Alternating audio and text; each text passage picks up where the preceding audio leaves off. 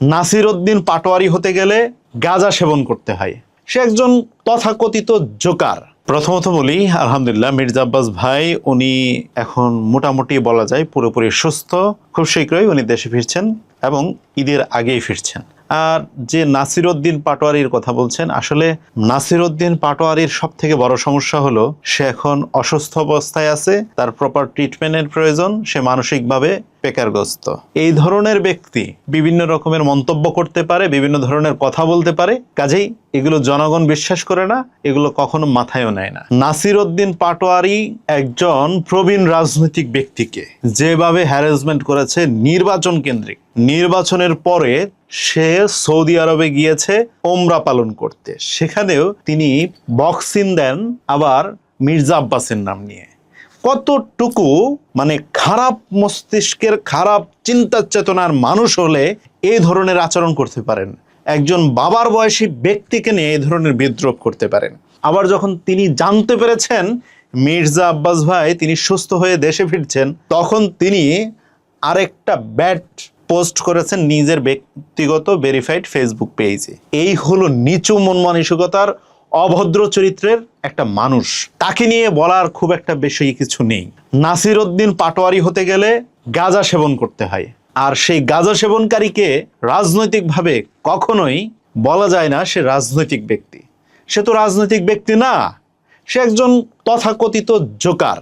আপনারা দেখেছেন হিরো আলমকে রাজনীতি করতে, হিরো আলমের ভিতরে যে রাজনৈতিক চরিত্র যতটুকু আছে তার থেকে 1000 ভাগের 1 ভাগ এই নাসির উদ্দিন পাটোয়ারির ভিতরে নেই। তার ভাষাগুলো আপনি দেখেছেন, খেয়াল করেছেন? আমি আজকে একটু বলতে চাই, এই এনসিপির নাসির উদ্দিন পাটোয়ারি, জামাত এবং জামাতের সেই মব কৃত ব্যক্তিরা যারা আছে তাদের সবার কিন্তু চরিত্র ঠিক একদম এক।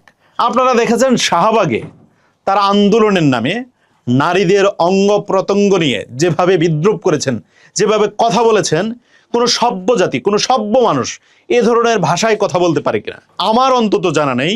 কোনো সভ্য জাতি, কোনো সভ্য ব্যক্তি, কোনো সভ্য রাজনৈতিক কর্মী, কোনো রাজনৈতিক ব্যক্তিত্ব এ ধরনের ভাষা ইউজ করতে পারেন?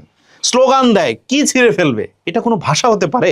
আন্দোলনের নামে জামাত, এনসিপি এবং শিবির তাদের চরিত্রটা আজকে থেকেই নয়, এটা তাদের পূর্ব ইতিহাস বলে দেয় তাদের চরিত্রটা কেমন।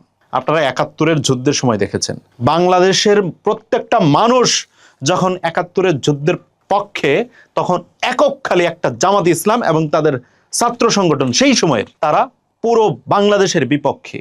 অন্যান্য আলেম সমাজ, বাংলাদেশের ইসলামিক রাজনৈতিক দলগুলো সবাই কিন্তু 71-এর মহান মুক্তিযুদ্ধের পক্ষে ছিল। তবে আজকে আপনারা বলতে পারেন যে এই জামাত, এনসিপি সহ যারা আছে সবাই কেন এত বারবার জুলাই গণঅভ্যুত্থানকে প্রাধান্য দেওয়ার চেষ্টা করছে? আমি একটা কথা বলে নিই, 47-এর দেশভাগটাও আমার, 52-এর ভাষা আন্দোলনটাও আমার, 71-এর মহান মুক্তিযুদ্ধও আমার এবং 24-এর গণঅভ্যুত্থানটাও আমার।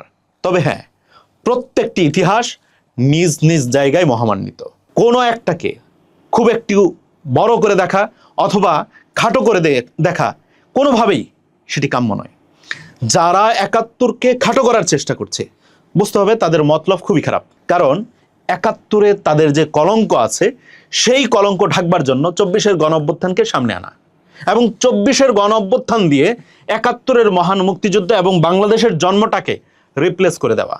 কাজেই যারা এই ধরনের চিন্তা চেতনা নিয়ে বাংলাদেশের রাজনীতি করতে চায়, আসলে তাদের রাজনীতি করার অধিকার বাংলাদেশে অন্তত আছে বলে আমরা মনে করতে চাই না। ধন্যবাদ।